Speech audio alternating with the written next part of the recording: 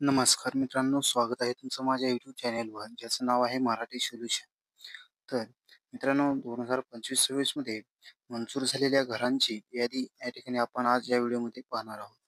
तर ती कशी पाहायची ते या व्हिडिओमध्ये आपण सांगितलेलं आहे. त्यासाठी हा व्हिडिओ शेवटपर्यंत पहा. तर चॅनेलवरती नवीन असाल तर आपल्या चॅनलला सबस्क्राईब करायला विसरू नका. व्हिडिओ आवडला तर लाईक करा आणि शेअर करा. तर चला तर मग व्हिडिओला सुरुवात करूया आणि जाणून घेऊया 2025-26 मधील घरकुलांची सँक्शन झालेली यादी कशी पाहायची. तर सर्वप्रथम तुम्हाला PMAYG.NIC.in या वेबसाईटवरती यायचं. या वेबसाईटची लिंक तुम्हाला आपल्या डिस्क्रिप्शन बॉक्समध्ये मिळून जाईल.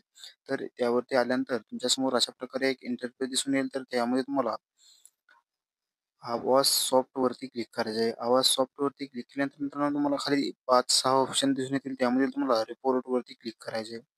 रिपोर्टवरती क्लिक केल्यानंतर तुमच्यासमोर बरेच option A, B, C, D, E, F, G, H, I अशा प्रकारे सर्व ऑप्शन दिसून येतील. तर यामधील तुम्हाला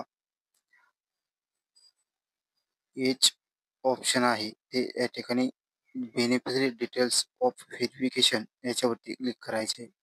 याच्यावरती क्लिक केल्यानंतर तुमच्यासमोर तुमचं ऑल स्टेट अशा प्रकारे ऑप्शन दिसून येईल. तर त्यामधून तुमचं आपलं म्हणजेच आपलं महाराष्ट्र राज्य हे या ठिकाणी तुम्हाला निवडून घ्यायचं आहे. महाराष्ट्र राज्य निवडल्यानंतर तुम्हाला खाली त्याच्या तुमचा जो कोणता जिल्हा असेल तो निवडायचा आहे. जिल्हा निवडल्यानंतर तुम्हाला या ठिकाणी तुमचा तालुका जो आहे तो या ठिकाणी सिलेक्ट करायचा आहे. तालुका सिलेक्ट केल्यानंतर मित्रांनो तुमच्यासमोर तुमची ग्रामपंचायत जी असेल ती या ठिकाणी निवडायची. तर ग्रामपंचायत निवडल्यानंतर तुम्हाला खाली इथं 2025-26 हे सिलेक्ट करायचे आहे. 2025-26 सिलेक्ट केल्यानंतर त्याच्या खाली तुमचं प्रधानमंत्री आवास योजना ग्रामीणवरती क्लिक करायचं आहे.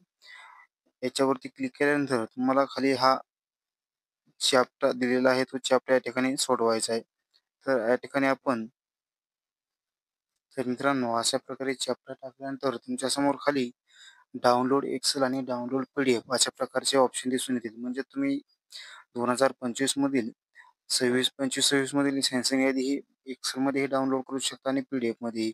तर त्याच्या खाली आल्यानंतर तुम्हाला तुमच्यासमोर तुमच्या ग्रामपंचायतमधील 2025-26 मधील प्रधानमंत्री आवास योजना ग्रामीणमधून सँक्शन झालेली या ठिकाणी यादी तुमच्यासमोर येऊन जाईल.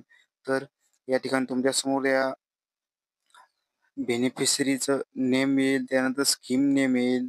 तसेच या ठिकाणी बी-पी-एल फॅमिली नंबर असेल तर तो दाखवला जाईल. नंतर जॉब कार्ड या ठिकाणी नंबर असेल तर तो दाखवला जाईल आणि सँक्शन नंबर या ठिकाणी दाखवला जाईल.